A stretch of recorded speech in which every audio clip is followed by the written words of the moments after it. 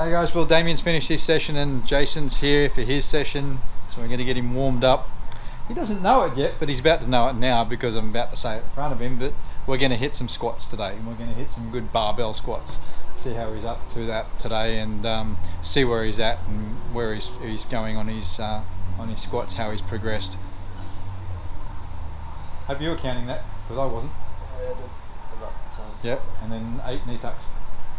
So get him all warmed up, get everything switched on, and then we'll get the bar out and get him fired up for that.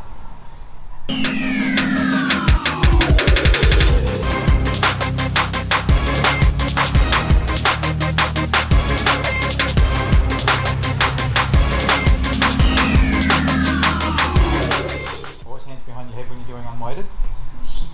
So a good morning movement is a good way of getting glutes fired up. No further than that. Squeeze with the glutes and bring the hips forward to come up.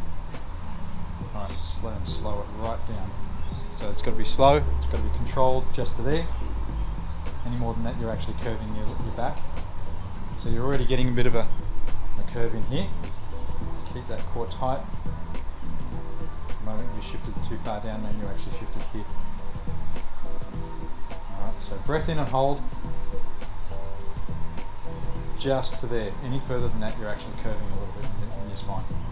And squeeze the glutes to come back up.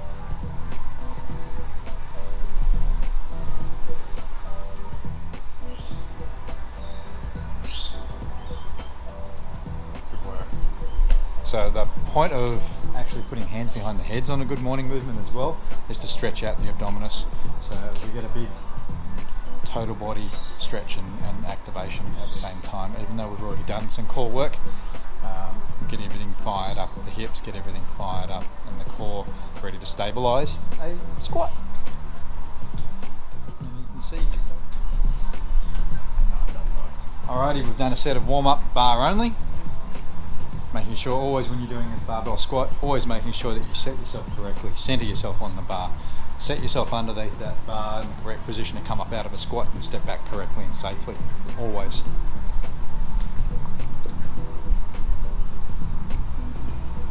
Remember, focus, breath in and hold on each rep. Keep that torso tight, driving your feet through the floor to come up.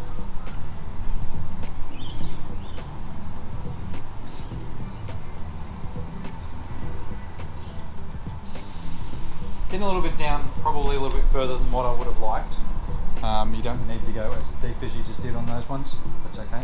But mainly because as you got that additional depth, your torso shifted a little bit to compensate. So I'd rather than go below the 90 degrees, I'd rather hit 90 degrees safely and get that torso a little bit more stable. But your ankle position is good. Your feet are nice and solid and planted on the ground. How did you feel about that?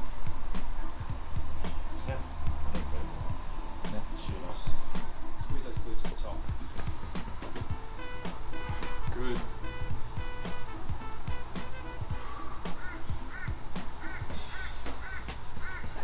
Good. Straight ahead. Good. Keep that spine nice and straight.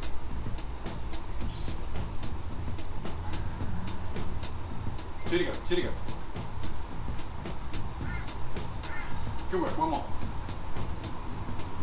Push, push, push, push, push, push, push, push, push. Good work. So just having a chat with Jason about his squats and just looking at those squats. We've just been analysing his old squats and the current squats we just did today, and explaining that how important it is. He's a bit hot and sweaty now. He's worked hard today on his squats. We're explaining how important it is that when you're coming up from those squats, that you drive with that entire foot planted and you drive that foot down.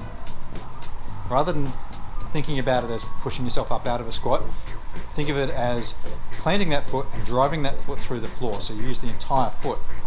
Analysing his squat pattern, he's a little bit too toe happy. The heels are still lifting, the ankles are still a little bit tight. We'll keep working on that, but massive improvement over what he was doing months ago.